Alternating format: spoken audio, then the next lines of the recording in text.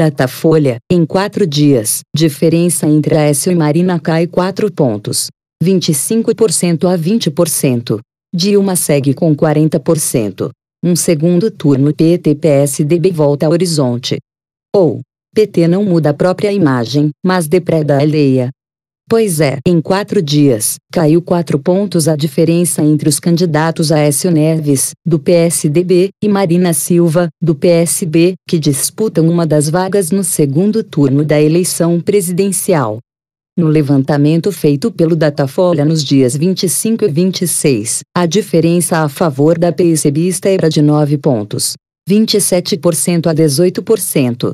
Agora, na pesquisa feita na segunda e nesta terça, é de apenas 5, 25% a 20%. Como a margem de erro é de 2 pontos para mais ou para menos, vejam que curioso. Qualquer distância entre 1 ponto, 23% a 22%, e 9 pontos, 27% a 18%, está no intervalo possível. Mas é improvável que ela se situe num extremo ou no outro.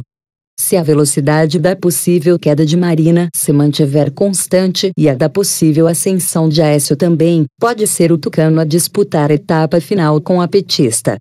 Os demais candidatos somaram apenas 2 pontos. Dizem que votarão em branco ou nulo 5% dos entrevistados, mesmo percentual dos que pretendem anular o voto.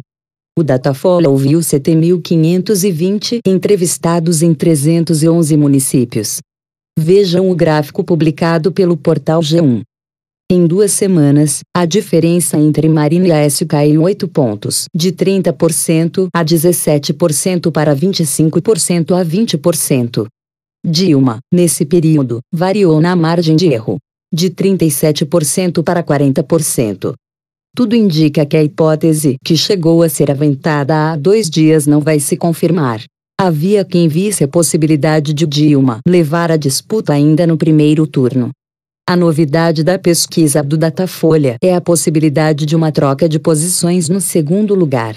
Observem que a situação de agora é muito parecida com a de 14 e 15 de agosto, antes do início do horário eleitoral. Quando se veem os números do segundo turno, Aécio e Marina parecem estar em tendências opostas. Ainda que discreto em 15 dias, há uma tendência de diminuição da diferença entre Dilma e Aécio. Era de 10 pontos, 49% a 39%. Agora é de 9, 50% a 41%, dentro da margem de erro. Ocorre que, na disputa com Marina, a vantagem da petista aumentou substancialmente. A senadora aparecia na frente, com 46% a 44%. Agora, está atrás. 41% a 49%, a candidata do PT subiu 5 pontos, e a do PSB caiu 5, uma variação de 10 pontos contra a PSBista. De novo, a variação na comparação com os dados anteriores ao início do horário eleitoral indica pouca mudança. Uma coisa, no entanto, sofreu forte alteração. A campanha negativa contra Marina surtiu, sim, efeito, e ela e seus estrategistas não conseguiram, até agora, furar o cerco. Vejam este gráfico do G1 com a rejeição aos candidatos.